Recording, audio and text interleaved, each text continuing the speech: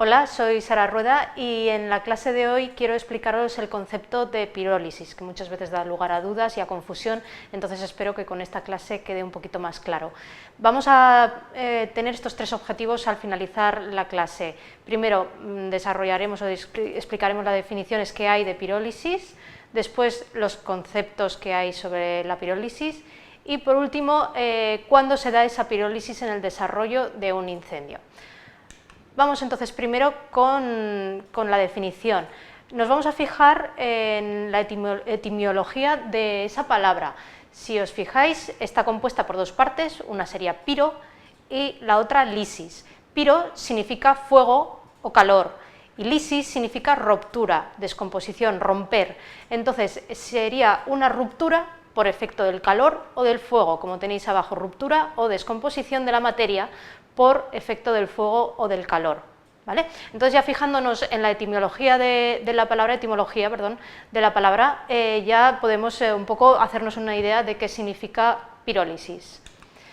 En la Real Academia de la Lengua, la RAE, si lo buscáis en internet define pirólisis como descomposición de un compuesto químico por acción del calor, una definición muy simple. Indicaros que también acepta como válida la palabra pirólisis sin ponerle la tilde, entonces aunque algunas bibliografías lo veáis sin tilde, es también correcto, la Real Academia tanto con tilde como sin tilde lo acepta. Y luego, la norma UNE en ISO 13943, que la hemos nombrado muchísimas veces, que es la norma UNE que nos da el vocabulario contra incendios y que es el que debemos conocer, dice que la pirólisis es aquella parte del proceso de descomposición química irreversible causado por el incremento de temperatura.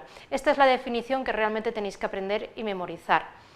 Luego se incluye una nota que dice que la pirólisis puede estar acompañada por descomposición debido a otras acciones tales como ataques químicos, ¿vale? Pero ya digo que esa definición de la norma UNE en ISO 13943 es la importante y la que tenéis que memorizar. Vamos a entender entonces qué es la pirólisis. Bueno, en primer lugar, la pirólisis es entonces la degradación de la materia sólida a otras sustancias, a gases, debido al calor. Gases, pero también residuos de cenizas. Imaginaros que tenemos, por ejemplo, un trozo de madera. Ese trozo de madera está compuesto principalmente por celulosa. La celulosa, tenéis abajo el dibujo de la molécula de la celulosa, es una molécula compleja, bastante grande, y lo que hace la pirólisis es romperla en fragmentos más pequeños, en unas sustancias que sean gaseosas y luego en residuos como pueden ser eso, las cenizas.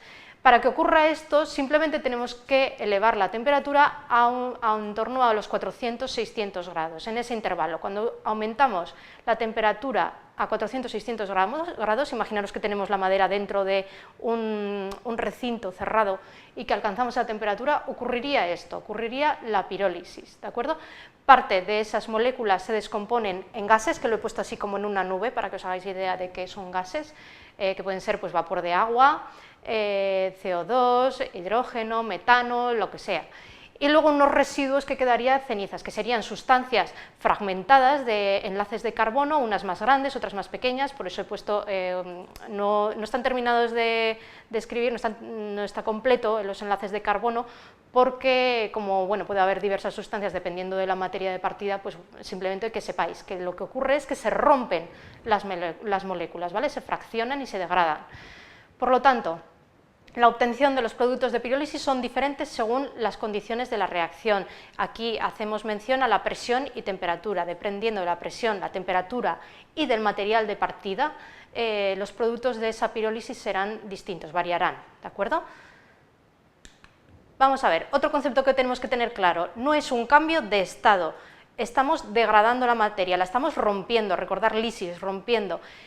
Por lo tanto, no es pasar de una fase a otra, que esto muchas veces lo preguntáis y suele dar lugar a confusión.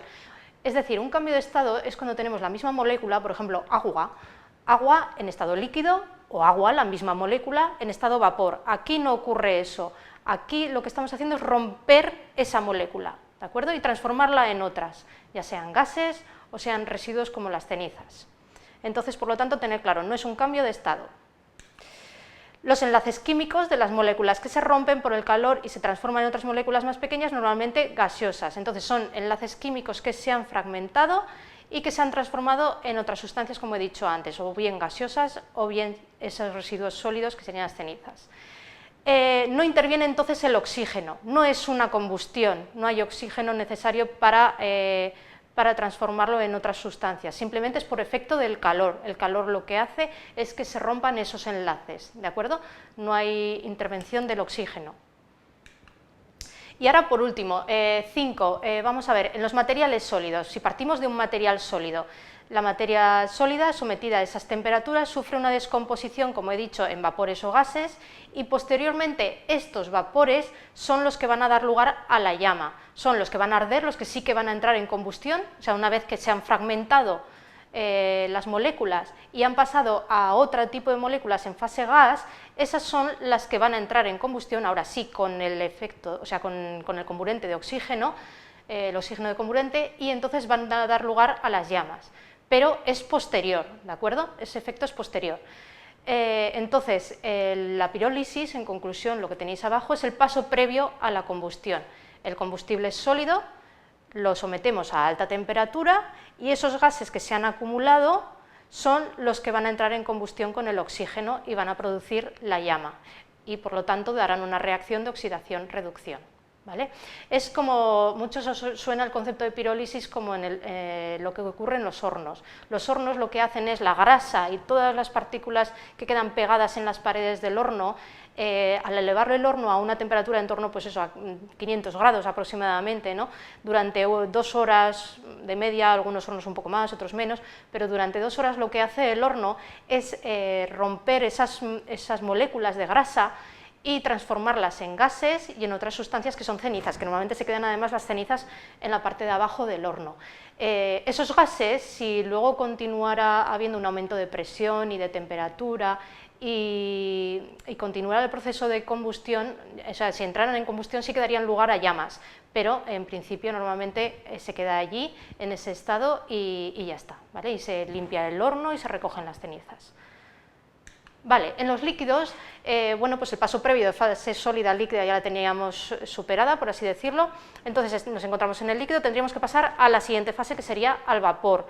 Se evaporaría, entonces el líquido que fuera se evaporaría y los gases producidos en la evaporación serán los que den lugar a la reacción de combustión, ¿vale? En los gaseosos, en los materiales gaseosos no se da porque los materiales gaseosos ya están en el último nivel, para que me entendáis así un poquito, en el último nivel de la fase, entonces combustionan directamente, no se rompen, ya están en fase gaseosa y no se rompen, ¿de acuerdo?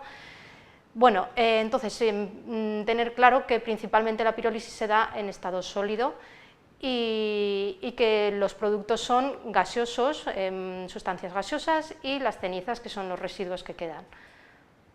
Vale, ahora, ¿cuándo se da la pirólisis? Como hemos dicho, la pirólisis es el paso previo a la combustión. Tenemos un trozo de madera. Ese trozo de madera lo elevamos a una temperatura de en torno a los 400-600 grados y se descompone en otras sustancias. Si continúa el proceso, esos gases que se han obtenido entran en combustión con el oxígeno y entonces producen la llama, ¿vale? Entonces ese es el paso previo a la combustión. Estamos hablando a nivel de un incendio pequeñito. Ahora imaginaros que estamos dentro de una habitación. Cuando estamos dentro de una habitación, en esas combustiones iniciales de que se empieza a quemar, por ejemplo, un mueble, allí sí que se empieza a dar también la pirólisis. Pero hay un momento en que si la acumulación de gases es tan grande, la temperatura se eleva por toda la habitación al mismo nivel, que de repente todo entra en una combustión súbita. Es lo que le llamamos flashover, que alguna vez también lo hemos nombrado en alguna clase. Entonces, como paso previo a ese flashover, también ocurre la pirólisis de todos los muebles o de todas las cosas, los materiales que puedan haber en esa habitación. Esa acumulación de presión, temperatura y gases que se van formando es debido al paso previo de la pirólisis antes de que ocurra el flashover, ¿de acuerdo? Entonces, en esa gráfica que os he puesto allí sería el desarrollo del incendio en la habitación. tenéis en el eje de ordenadas la temperatura y en el eje de abscisas, que es la X, el horizontal, el tiempo. Entonces, a medida que va avanzando el tiempo, el incendio va creciendo, va aumentando su temperatura, llega a esa temperatura de entorno, vuelvo a repetir, 400, 600 grados, en el que ocurre de repente la pirólisis de todos los materiales, incluso a los que no estuvieran en llama, sino los materiales que estén dentro de esa habitación. Y ya después la combustión súbita de todos los gases acumulados dentro de la habitación, que sería el flashover. Ya una vez que se va consumiendo todo el oxígeno de la habitación, ya decae el incendio y ya se va extinguiendo, o bien, ya sabéis que si hay una entrada repentina de aire, se producirían otros fenómenos tipo backdraft. Pero en este caso no vamos a profundizar más en ello, simplemente que sepáis que la pirólisis sería el paso previo a la combustión, que es lo más importante. Bueno, espero que el concepto haya quedado más claro y de todas formas, si tenéis alguna duda, ya sabéis que podéis contactar de nuevo con nosotros a través de la mensajería del campus. Por mi parte esto es todo y hasta la próxima. Un saludo.